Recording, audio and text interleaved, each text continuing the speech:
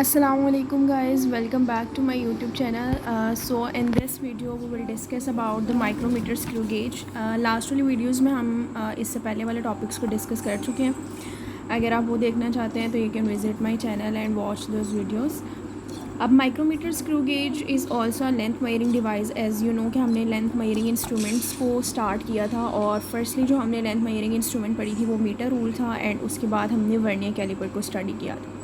अब हम स्टडी करेंगे माइक्रोमीटर स्क्रू गेज को. माइक्रोमीटर स्क्रू गेज जो है वो भी एक लेंथ मेजरिंग इंस्ट्रूमेंट है, यानी एक ऐसा इंस्ट्रूमेंट है जिससे हम लेंथ या डायमीटर वगैरह को मेजर करते हैं. ठीक है, बट द क्वेश्चन अराइजेस के मीटर रूल भी लेंथ मेजरिंग इंस्ट्रूमेंट है और वर्नियर कैलिपर भी, तो इनका यूज़ जो है वो किस तरह से डिफरेंस है, यूज़ में किस तरह से डिफरेंस है. तो वो हमने देखा था कि मीटर रूल में जो सबसे स्मॉलेस्ट रीडिंग हम ले सकते थे डैट वाज 1 मिलीमीटर और वर्नियर कैलिपर में हमारे पास 0.1 मिलीमीटर था. ठीक है, अब अगर हमारे पास फॉर एग्जांपल कुछ रीडिंग्स या कुछ लेंथ्स या कुछ डायमीटर्स अगर 0.1 मिलीमीटर से भी ज़्यादा छोटे होते हैं, कम होते हैं, तो उनकी मेजरमेंट के लिए हम यूज़ करते हैं माइक्रोमीटर स्क्रू गेज को. ठीक है, अब माइक्रोमीटर स्क्रू गेज की स्टार्टिंग वाली लाइन में डेफिनेशन है हमारे पास. It is use to measure the very small length such as diameter of wire, thickness of a metal sheet, यानी मेटल शीट बिल्कुल जो है आपकी मेटल की जो शीट है वो बिल्कुल बारीक सी, और उसकी थिकनेस यानी उसकी मोटाई जो है वो अगर हमने देखनी है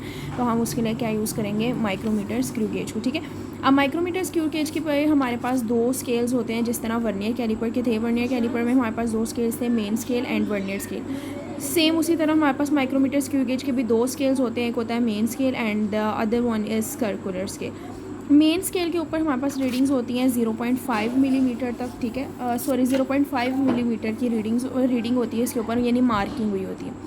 और सर्कुलर स्केल जो है उसके ऊपर टोटल हमारे पास 50 डिवीजन्स होती हैं. लेकिन इसके अलावा भी कुछ हमारे पास स्क्रू गेज इस तरह के होते हैं कि जिनमें हमारे पास जो ये 0.5 मिलीमीटर की रीडिंग है ना, हर रीडिंग वो होती है 1 मिलीमीटर, और उसके साथ ये जो सर्कुलर स्केल पे 50 डिवीजन्स हैं वो हो जाती हैं 100 डिवीजन्स. ठीक है, तो दो तरह के हमारे पास स्क्रू गेजेस होते हैं. एक हमारे पास अगर 0.5 मिलीमीटर की रीडिंग है मेन स्केल पे तो सर्कुलर स्केल की हमारे पास डिवीजन्स होंगे 50, और अगर हमारे पास जो है मेन स्केल की 1 मिलीमीटर रीडिंग आ रही है एक एक, तो हमारे पास जो सर्कुलर स्केल है उसके ऊपर टोटल डिवीजन्स होंगी 100. नेक्स्ट हमारे पास आ जाता है पिच. अच्छा, इन दोनों स्केल्स को हम डायग्राम से देखते हैं. ये हमारे पास स्क्रू गेज की डायग्राम है जो आपकी बुक में गिवन है. इसमें हमारे पास जो है this one is circular scale, ये जो आपको सर्कुलर वे में नज़र आ रहा है. ठीक है, और इससे नीचे ये जो आपको रीडिंग मतलब ये थोड़ा सा स्केल बना नज़र आ रहा है नीचे की तरफ. ठीक है, दैट वाज जो है हमारे पास होगा मेन स्केल. ठीक है, ये अब सर्कुलर स्केल जो है ये सर्कुलर फॉर्म में है और ये मूव करता है. ठीक है, मूव किस तरह करता है, ये जो थिम्बल आपको बना नज़र आ रही है इसको हम घुमाते हैं, ये पूरा घूमता है, मूव करता है. जैसे जैसे ये मूव करेगा आगे से सर्कुलर स्केल भी आपका मूव करेगा. ठीक है, और जिस तरह से ये आगे से मूव करेंगे तो ये जो स्पिंडल है आपका ये आगे की तरफ मूव कराएगा इस एनवाइल की तरफ. ठीक है, और एट द एंड होगा क्या कि स्पिंडल इस एनवाइल के साथ बिल्कुल जो है वो जुड़ जाएगा. ठीक है, अब हमने जिस भी चीज़ की लेंथ मेजर करनी है या जिस भी चीज़ का डायमीटर मेजर करना है उसको हम यहाँ पे रखेंगे एनवाइल और स्पिंडल के दरमियान में. ठीक है, हियर. अब ये जब एनवाइल और स्पिंडल के दरमियान में हम उसे रख देंगे और फिर यहाँ से थिम्बल को मूव करवा के स्पिंडल को आगे की तरफ मूव करवाएंगे एंड देन हम यहाँ से सर्कुलर स्केल और मेन स्केल की कॉरेस्पॉन्डिंग रीडिंग्स को नोट डाउन कर लेंगे. ठीक है, तो ये एक्चुअली में हमारा मेजरमेंट का तरीका है. दैट इज़ प्रैक्टिकल, बट हमें बस थोड़ी बहुत चीज़ें समझनी है थ्योरेटिकल लिहाज से. उसके बाद आगे आ जाता है हमारे पास पिच क्या होती है. अब यहाँ पे लिखा हुआ है कि when the thimble makes one complete turn, यहाँ पे आपने पिच की डेफिनेशन याद करनी है. स्पिंडल मूव्स 0.5 मिलीमीटर यानी 1 scale division on the main scale which is called the pitch of the screw gauge. यानी कि जो अभी हमने डिस्कस किया ना कि हम थिम्बल को मूव करेंगे, तो जब एक बार थिम्बल कम्प्लीटली मूव करता है तो यहाँ से एक रीडिंग यानी 0.5 मिलीमीटर तक जो है वो एक मेन स्केल की डिवीजन जो है ना, या एक मेन स्केल की रीडिंग के बराबर ही आगे की तरफ जाता है. ठीक है, तो उसी को उसने क्या कहा है कि वो हमारे पास क्या होती है, पिच होती है. ठीक है, तो पिच एक्चुअली में हमारे पास क्या होगी स्क्रू गेज की 0.5 मिलीमीटर. ठीक है, लेकिन अगर फॉर एग्जांपल हमारे पास एक ऐसा स्क्रू गेज है जिसके अंदर हमारे पास मेन स्केल की डिवीजन 1 मिलीमीटर है, सॉरी मार्किंग, जैसे मैंने अभी आपको यहाँ पे बताया ना कि एक मेन स्केल मतलब एक स्क्रू गेज ऐसा होता है जिसकी मेन स्केल हमारे पास जो मार्किंग है वो 0.5 होती है. तो एक ऐसा भी होता है जिसमें हमारे पास 1 मिलीमीटर होती है, तो ऑब्वियसली फिर उस स्क्रू गेज की जो पिच है वो क्या होगी, हमारे पास 1 मिलीमीटर होगी, ठीक है। अब लीस्ट काउंट हम लास्ट वाली वीडियोस में डिस्कस कर चुके हैं कि लीस्ट काउंट हमारे पास एक्चुअली में किसी भी इंस्ट्रूमेंट का जो सबसे स्मॉलेस्ट रीडिंग हम मेजर कर सकते हैं उसको हम लीस्ट काउंट कहते हैं, ठीक है। Least count is actually the reading, यानी स्मॉलेस्ट रीडिंग जो हम मेजर कर सकते हैं उस इंस्ट्रूमेंट को यूज़ करके, ठीक है। तो लीस्ट काउंट का यहाँ पे फॉर्मूला उसने बताया, pitch of the screw gauge divide by number of divisions on a circular scale.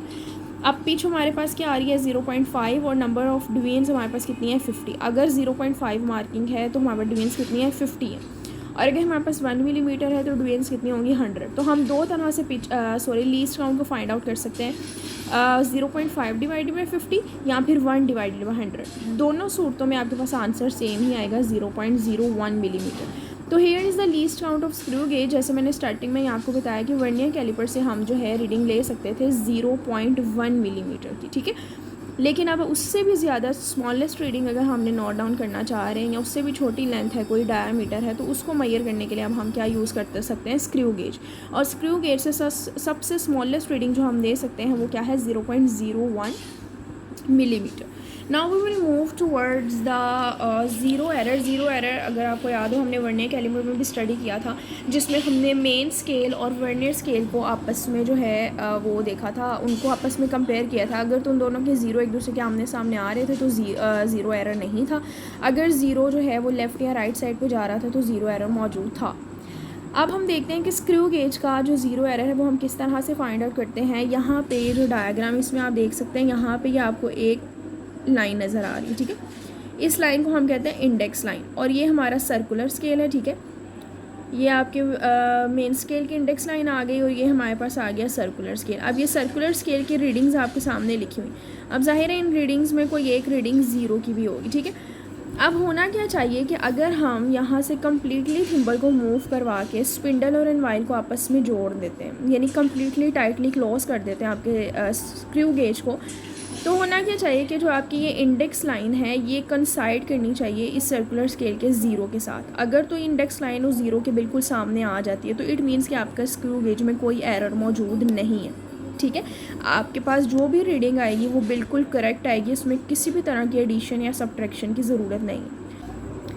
लेकिन अगर किसी भी वजह से आपका इसके अंदर एरर आ रहा है, यानी फॉर एग्जांपल हम ये कंसीडर कर लेते हैं कि स्क्रू गेज बहुत पुराना है और उसमें कहीं ना कहीं रस्टिंग हो गई है, जंग लग गया है इन जगह पे, तो होगा क्या कि कहीं ना कहीं आपके रीडिंग में एरर आएगा, ठीक है। अब वो एरर हम चेक करते हैं इसी तरह से, दोनों स्पिंडल और एनाल को हम जो है वो आपस में जोड़ेंगे यहाँ से थिम्बल को मूव करवाने के बाद।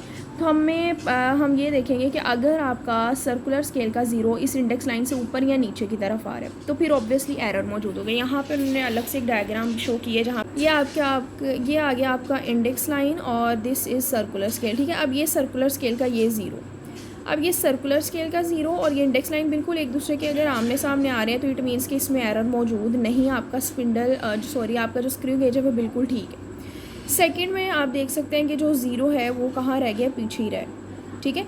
और दूसरी वाले के अंदर देखें कि ये जो आपका ज़ीरो है सर्कुलर स्केल का वो आगे चला गया, तो इट मीन्स कि इन दोनों कंडीशंस में हमारे पास एरर मौजूद है। अब इन दोनों कंडीशंस में अगर फॉर एग्जांपल हमारे पास रीडिंग में एरर आ रहा है तो अब हम उस रीडिंग को एरर को किस तरह से ख़त्म कर सकते हैं। तो यहाँ पे लिखा हुआ है if the zero of the circular scale is below the horizontal line then it will measure slightly more than the actual thickness। it means कि अगर आपका ज़ीरो थोड़ा सा पीछे रह गया है, बिलो रह गया है, नीचे रह गया उस हॉरिजॉन्टल लाइन से, तो आपके पास जो भी रीडिंग आ रही है ना वो रीडिंग थोड़ी सी ज़्यादा आ रही है पहले के मुकाबले में, ठीक है। तब हम क्या करेंगे, उस ज़ीरो एरर को हम एक्चुअली में सब्ट्रैक्ट कर देंगे, माइनस कर देंगे। जो ज़ीरो एरर की वैल्यू आ रही होगी हमारे पास उसको हम अपनी एक्चुअल रीडिंग में से माइनस करेंगे तो हमारे पास करेक्ट रीडिंग आ जाएगी, ठीक है। और अगर आपके पास ज़ीरो है सर्कुलर स्केल का वो अबव चला जाता है हॉरिजॉन्टल लाइन से, देन इट मीन्स कि स्लाइटली लेस रीडिंग आई है, तो आपको क्या करना है, उस रीडिंग में से ज़ीरो एरर को जो है वो ऐड कर देना, देन आपके पास करेक्ट रीडिंग आएगी। ये बात याद रखनी है, अगर तो आपका बिलो आ रहा है zero of circular scale then आपको सब्ट्रैक्शन करनी है, और अगर आपका सर्कुलर स्केल का ज़ीरो हॉरिजॉन्टल लाइन से ऊपर की तरफ चला गया तो आपको अपनी रीडिंग में से जो है रीडिंग में ज़ीरो एरर की एडिशन करके अपनी एक्चुअल और करेक्ट रीडिंग लेनी। This is all about the screw gauge. Next topic we will discuss in the next video. अल्लाह हाफिज़।